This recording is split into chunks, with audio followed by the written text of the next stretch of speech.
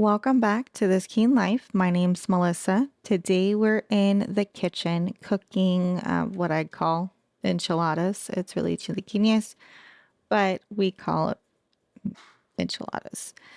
So starting here, we're prepping for my husband's birthday. We're going to have about 20 people over. So I had to make a big couple of pans of it. We start by setting up our crock pot with our chicken. I think here I just had chicken tenders. I didn't have chicken breast on hand. I probably just picked up the wrong bag at the store. Cover it with a couple tablespoons of taco seasoning, and it's a taco seasoning mix that I make up and I just leave it in the proprietary container. And dump 1 jar of salsa verde on it. Then I put a little bit of water in it, shake it up, make sure we get everything out before throwing the top on and cooking it until it's done, usually about 6 to 8 hours on low or 4 to 6 hours on high.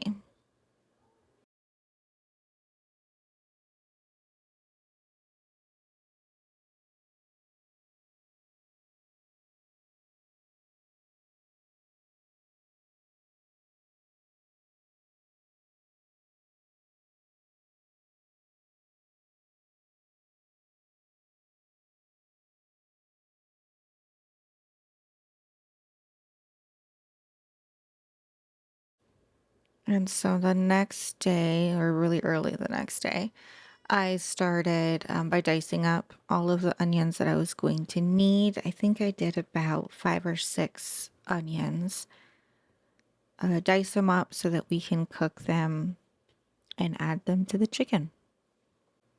Some of these onions are quite old, so we have to peel a little bit off of it, more so than usual. And I like to keep a garbage or compost bowl fairly close by to reduce the steps that I have to take to get everything into the trash while I'm cooking and make it easier once we have our compost bin going so we can just take it and dump it.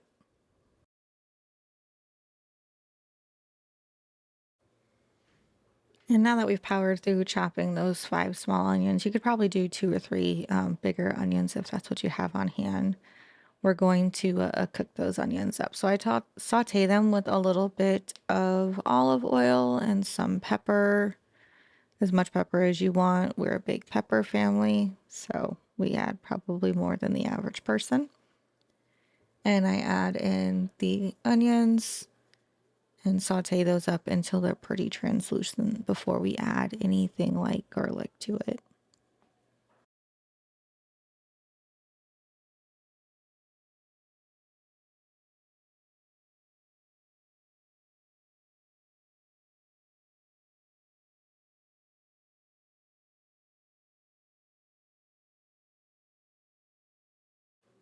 And I stir it all together to make sure that the oil and pepper is well distributed so we have even flavoring. And while that's cooking, I go ahead and shred up the chicken that we prepared in the slow cooker with the salsa verde and the taco seasoning. Get that all shredded and put it into a bowl that I have, that metal bowl right above it.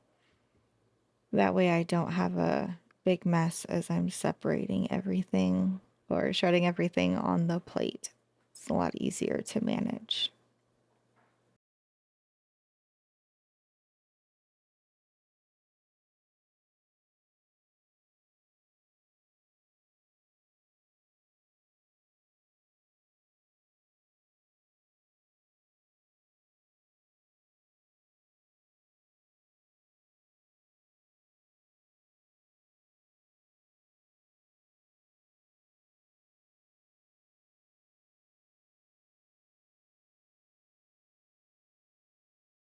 I'll definitely say though that I prefer making this with chicken breast rather than chicken tenders. It just seems to work a little bit better. So that mistake I made of grabbing the wrong bag, definitely won't do that again. But I mean, if it's what you have, it definitely works. You can also make it using chicken thighs if you prefer darker meat. It'll be a little juicier, but I don't think it would be bad at all.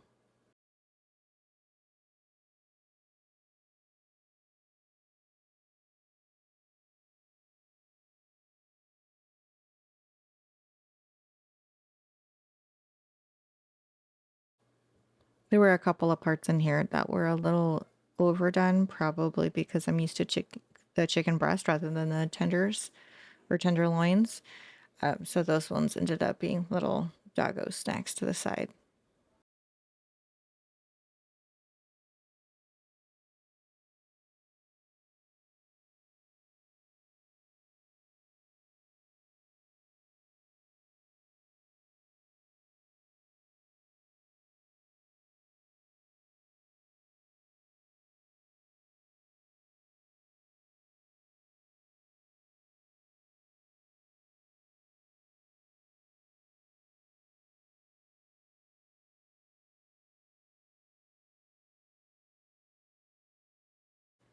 So now we've shredded all of our chicken. We've dumped them into that bowl so that we can mix all of the filling parts together before we add it into the pan.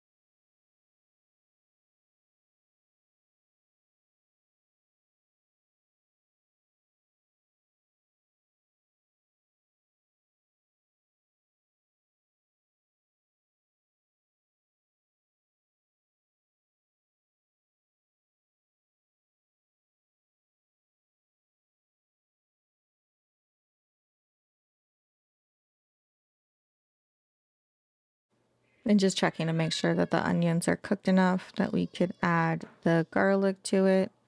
And they really look like they are.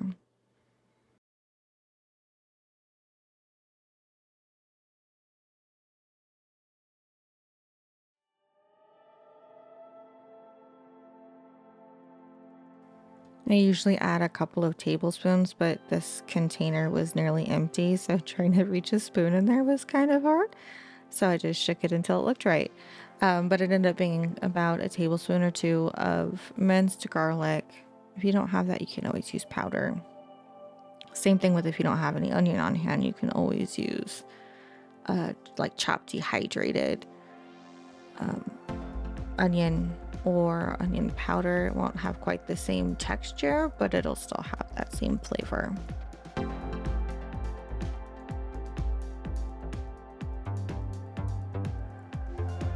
And I realized that I had no cans of olives left in my cabinet, so I used a half a can that I had from like a salad the day before and slice that all up so we can add it into our onions and garlic, and then we'll add that into the chicken. And this is really just a rough chop. You don't have to be any specific size. You want them smaller, you can have smaller, or you can buy them pre-sliced if you want to save the time in chopping them.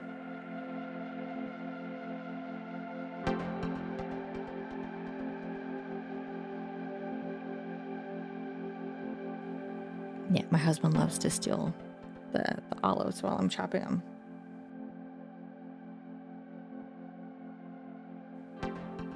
So add those into the onions and garlic, give them a good stir, let them cook up a little bit. There's not much that you really have to do there. They're pretty well ready.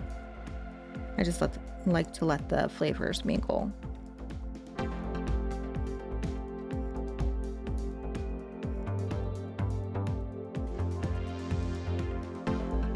Then I add about 28 to 30 ounce of green chilies. I think they're hatch in this particular one. But I struggle with getting it out of the jar. You think I would stop just to get a spoon or a spatula or something, but I'm stubborn. So we just keep shaking the jar until it comes out. We add that, and then here shortly we'll add in the onions, garlic, and olives and give it all a good stir.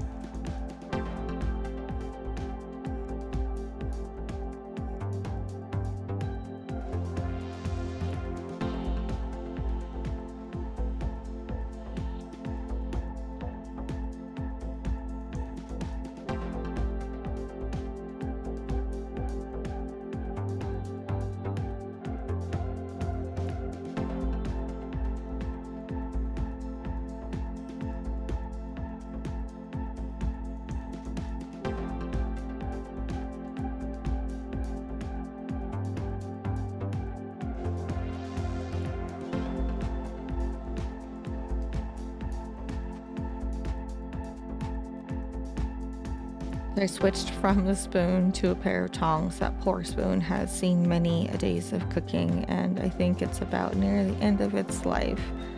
So the tongs worked better in this case to stir, and they help actually with putting that into the pan as well. It's a pretty thick mixture.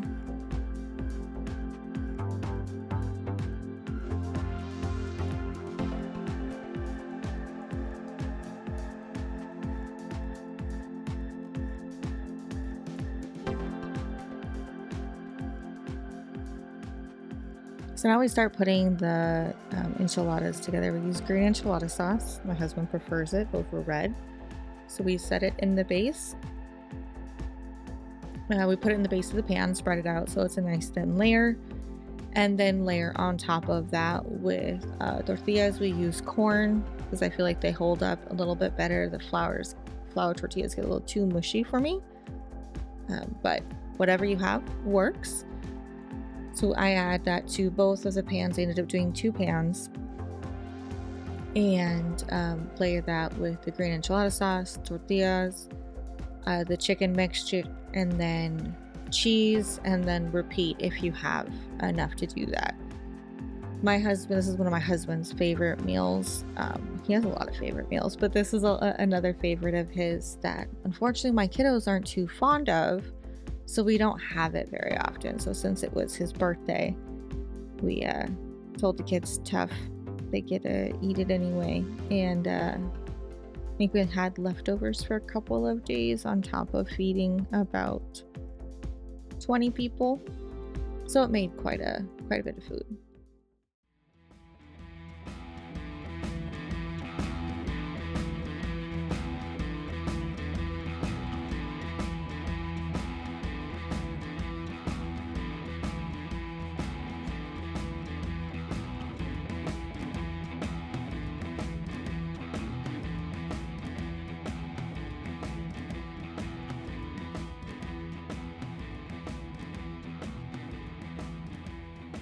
I had to open my second can of the green enchilada sauce. Usually it takes me 2 cans when I do 2 pans, which isn't too bad, but you have to make sure there is enough and that it's not too dry, because without the sauce it just comes out pretty dry.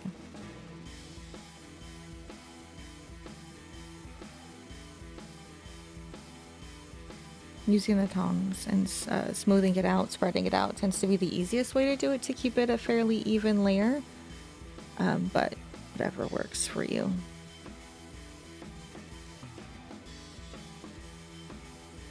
And this is where I realized I forgot to shred the cheese, so we'll do a quick shred of our cheese using my food processor. I absolutely love shredding cheese in the food processor. I don't use a stand-up grater anymore. It just takes too long, and this thing goes through, what is that, a 2-pound block of cheese in maybe a minute or 2. The longest part is probably cutting down the cheese to a size that'll fit in the chute and then cleaning it, but the dishwasher does that for me.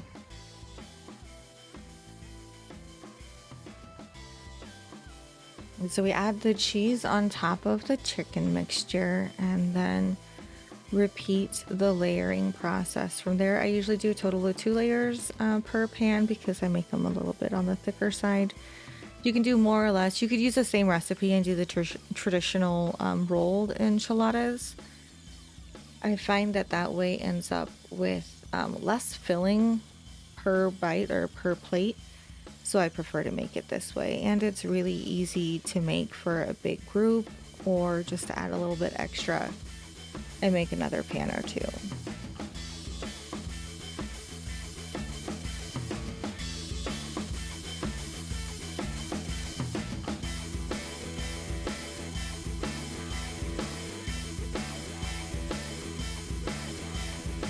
I did leave the cheese off of that back one, thinking that I could make a safe version for a person who has allergies, but I realized gluten allergies. I realized there's gluten in this particular sauce. So I ended up going ahead and adding cheese to it because they also have dairy allergy. But we ended up having something separate for them. And then after I went through all of the prep work and making it, I realized that I forgot to film the process of putting it in and out of the oven, which is not normal. But for me, this is probably a busy day. Again, that was the day of my husband's birthday celebration. So we bake it for about an hour or so until all of the cheese is melted and it's heated through. You can actually freeze it at this point as well, or freeze after cooking and then reheat it. Either way absolutely works. I've done both, especially if you want to make a bigger batch, then set it aside as a freezer meal. It's a really good one that holds up well to that. But you bake for about an hour at 350 degrees Fahrenheit until it's heated through and all of the cheese is melted if you're making it from fresh.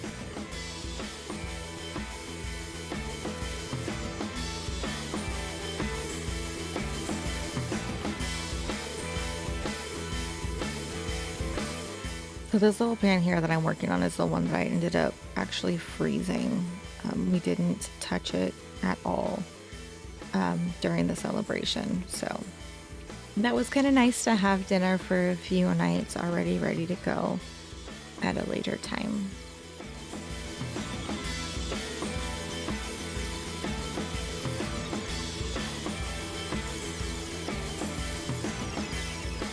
And then once we get the second layer of cheese on, we're able to throw them in the oven, like I said, 350 for about an hour or so.